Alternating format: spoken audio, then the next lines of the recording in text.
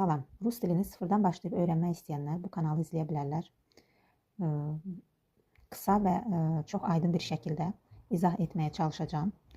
Növbəti dərsimiz əvəzliklərdir. Yəni местоимение. Əvəzliklər rus dilində местоимение adlanır. Личные местоимения, yəni şəxsi əvəzliklər. Bunlar hansılardır? Я, mən, ты, sən, мы, biz, вы, siz. On, ana, ano, yəni o. Üçüncü şəxsin təki rus dilində cinsə görə dəyişir. Kişi cinsində on, qadın cinsində ana. Onlar, они. Кто, kim sualına cavab verir. Кто, я, kim, mən. Кто, ты, kim, sən və s. Növbəti притяжательное местоимение, yəni yiyəlik əvəzliklər. Притяжательные местоимения, yiyəlik əvəzliklər. Bunlar hansılardır? Deməli, mой, моя, моё. Kişi cinsində mой, qadın cinsində моя, orta cinsdə моё, yəni mənim deməkdir. Sənin, твой, твоя, твоё, eyni qaydada. Onun kişi cinsində olur. Его, его, его. Onun qadın cinsində её, её, её. Deməli, bizim, наш, наша, наше, eyni qaydada. Sizin, ваш, ваша, ваши. Onların, их, их.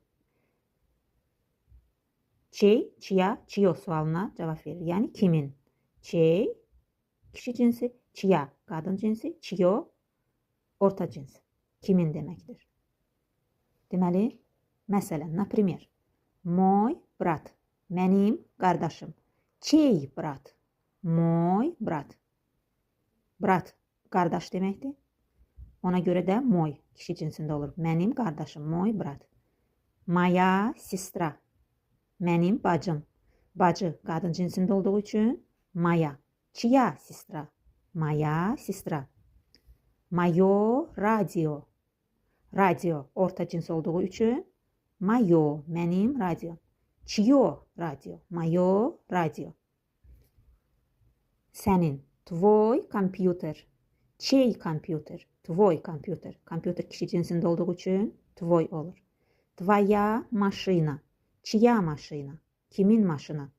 Твоя машина. Sənin maşının. Maşına qadın cinsində olduğu üçün твоя olur. Твоё пальто.